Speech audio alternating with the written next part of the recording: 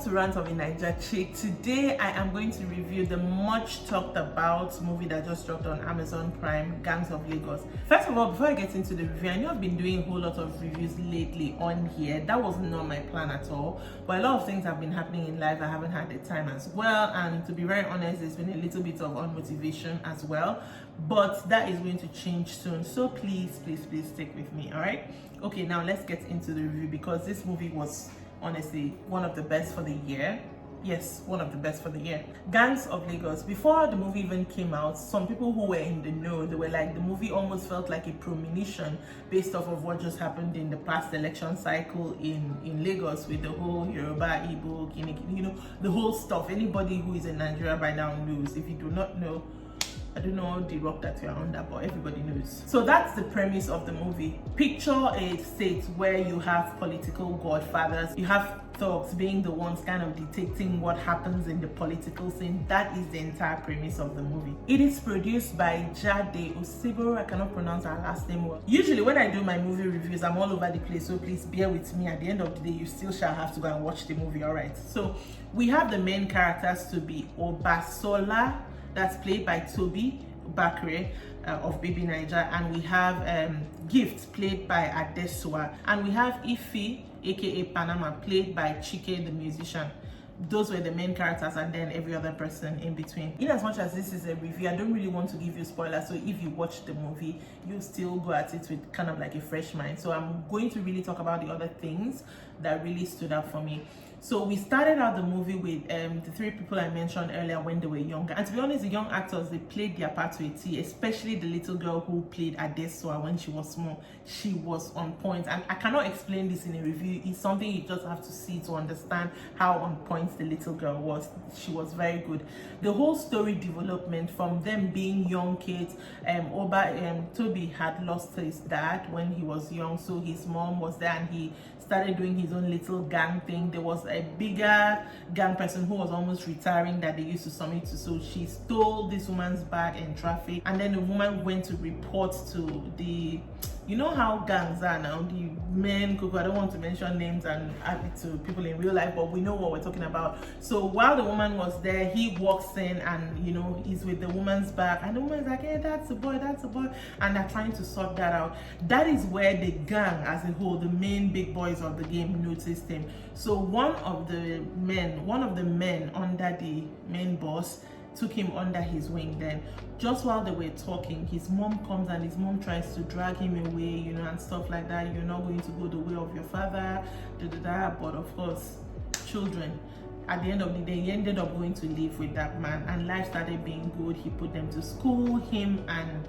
his friends, he put them through school. The person who now became his father, and he started growing up with and putting them through school, even though he grew up in the streets, he had the mentality that they should go to school and try to get out of this life. I mean, when we met him, he was telling their boss that he wants to get out of gang life, and their boss was like, you don't get out of gang life, it's either you die or you move up, meaning you move into politics. The whole thing was so uncanny when you compare it to what happened in Lagos, because you move in from, we've seen it, I mean, you were the top gangy and then you slowly gyrate into politics. It was so uncanny, like I got chills, I got goosebumps.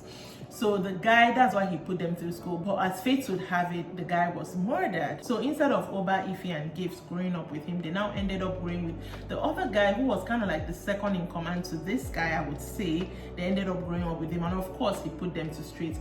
Before you know it, they're all grown. I don't want this to be too long, so I'm just going to speak in general right now.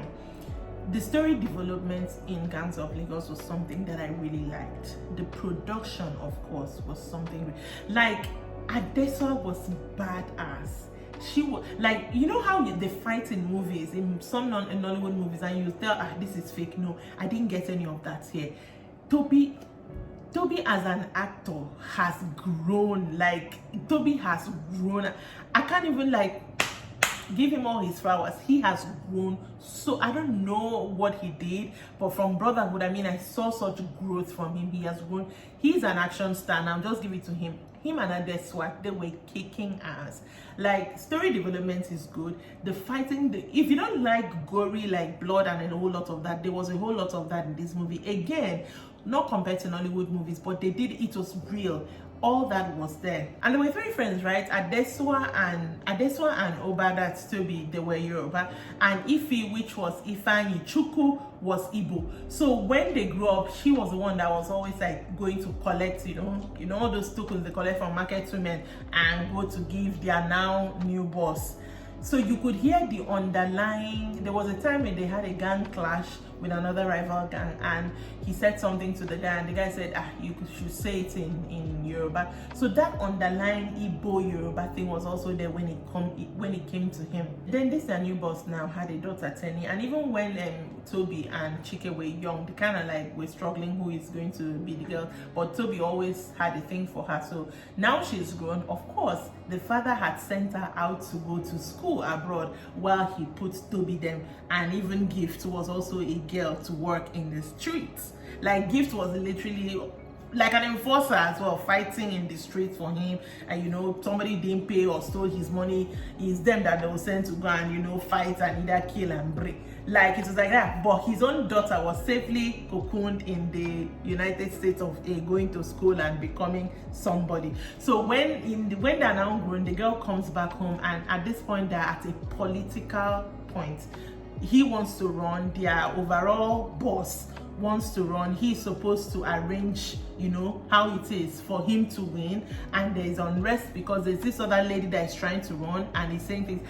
And guess what? The other lady was played by Tony Abraham, and what was she saying on TV? Exactly verbatim. She was like, this family, you have ruled Lagos, you've ruled this state for over 20 years, it's time to go, we are tired of you. I was like, what are the odds of that compared to real life? They set her up with that thing. But like I said, this was shot like way, maybe a year plus ago or so. So they did not know what was going to happen when we entered political year in Nigeria, but it was so unkind. That was literally the message. So you can tell. So there was a whole lot of things going on politically, and eventually it turned out that the new boss that Tobi them were with now, the one who used to be like second right-hand man to their old boss who died when they were young, was the one who killed his new father and set them up on a path.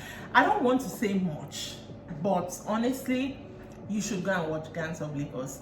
Story development was good. Everything was good. Everything was laid out the way it should. It was gory where it needed to be gory. And for the first time, I finished watching an Hollywood movie and I'm like, I needed a part 2, because there's enough story. I mean, when they ended the movie, they didn't have the election yet. The new lady who was Tony Ibrahim that was contesting came to see Tobi. Tobi had now been reinstated. He had killed off Tenny's father, their boss now, and he was reinstated. Like, he's now going to be the gang member aside from their bigger boss.